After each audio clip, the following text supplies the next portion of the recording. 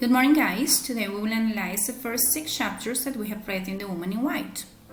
Before doing so, let's recall important information of the Victorian era back in the 19th century. To begin with, this time was a landmark period in the history of the Great Britain. During this time, England became industrialized, a number of factories sprawled up, leading to vast improvements in the living as well as working standards of people. Besides that, railways were constructed, and a lot of scientific inventions took place, like the telephone, the radio, and the steam engine, just to mention a few. It is important to highlight that during this time, poverty increased substantially. Housing became difficult, resulting in overcrowding and development of slums. Additionally, this era was also famous for the rising rate of child labor in mines and factories.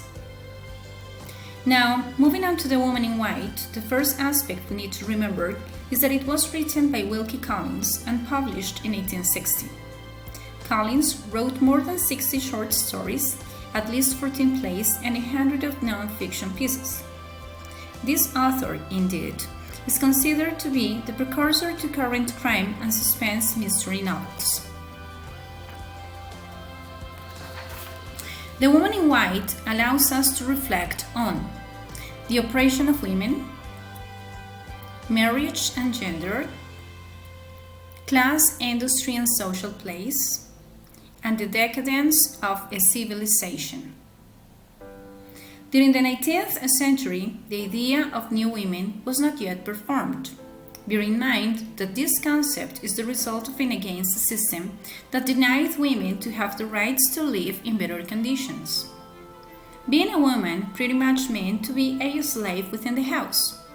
They were responsible of raising kids, organizing the household, no way of getting higher education, and whose economic decisions were entirely made by their husbands once they got married. At this point, some of you may be saying, well, if that was the case, then why to marry?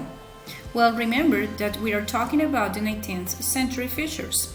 Then, not to be married was socially criticized, since men were supposed to be born to take care of women. Collins was very critical indeed of marriage laws established in Britain. For example, he was against a law that applied to children of unmarried parents. Furthermore, he censured the fact that women had little power to shape their lives to their liking.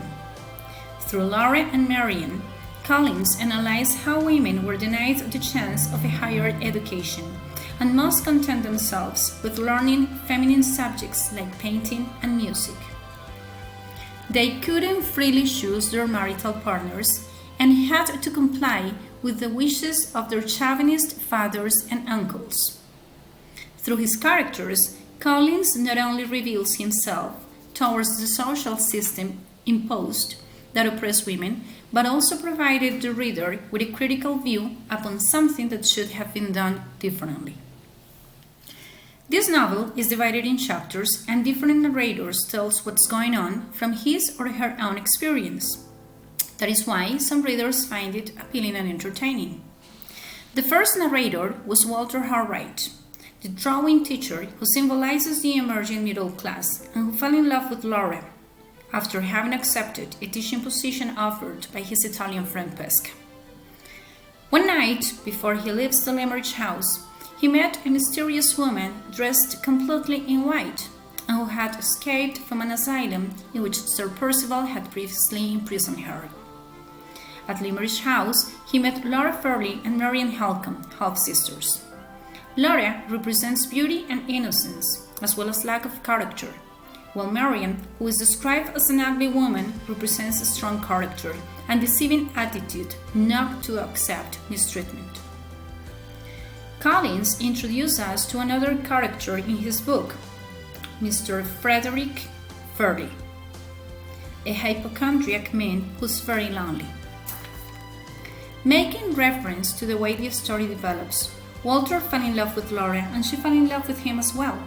However, this is an impossible love, as Laura had promised her father before his death that she would marry Sir Percival Glythe. While these romantic feelings grow and grow and grow, Laura receives an anonymous letter that warns her not to marry Percival. After investigating, Laura and Walter found out that Aunt Catherine, the woman in white, also had sent the letter to Laura. In this story, there is an important character who symbolizes order, loyalty, honesty, and acting correctly. This man is Fairley's family's lawyer, Mr. Gilmore, who warns Laura of the economic disadvantages she will face once she marries Sir Percival. This agreement pinpoints two important characteristics of how women lived back in the 19th century. If Laura decides to marry him but died without having any kids, the property would go to a cousin, but the income from it would go to her husband during his lifetime. Besides that, if she died before her husband, he would receive a huge amount of money for his lifetime. Finally, Laura and Sir Percival get married, and Marian lives with them. Coming from their honeymoon, Sir Percival and Laura return home with Count Fosco and his wife Eleanor, Laura's aunt. Over the time, Percival Glythe tried to get Laura to sign some papers for him to accept a large amount of money to pay some debts he had, but she refused to do so. In the process, Marian realizes how bad Sir Percival treats Laura and is not afraid of speaking their mind, emphasizing that there were laws to protect women. Well guys, this is pretty much what we have read so far in The Woman in White, and you should definitely spend some time finding out how this story ends, since this book leaves a clear message of how gender equality should be a must, and let us reflect on how much the women's situation has changed since the 19th century. A picture is worth 1,000 words, and gender equality should be a must, and any literary piece that invites us to reflect on woman nature is definitely worth being read. Thank you.